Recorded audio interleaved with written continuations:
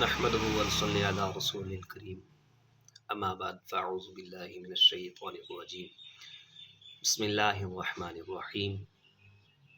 دوستو، آج آپ کے لیے جو میں وظیفہ لے کے آیا ہوں وہ سورہ فلق کا وظیفہ ہے، اور یہ بہت مجرب اور آزمودہ طریقہ ہے۔ اس میں بہت سے اس کے فوائد ہیں، بہت ہی مفید ہیں اس کا علم کہ آپ دیکھیں گے سنیں گے تو آپ انشاءاللہ اس کو فائدہ بھی اٹھائیں گے۔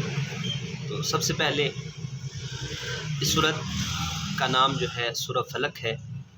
سورہ فلق مکی سورت ہے، اس کی 5 آیات ہیں، اور اس سورت کے فضائل کیا ہیں وہ آپ کو بتانا چاہوں گا کہ سورہ فلق آج سے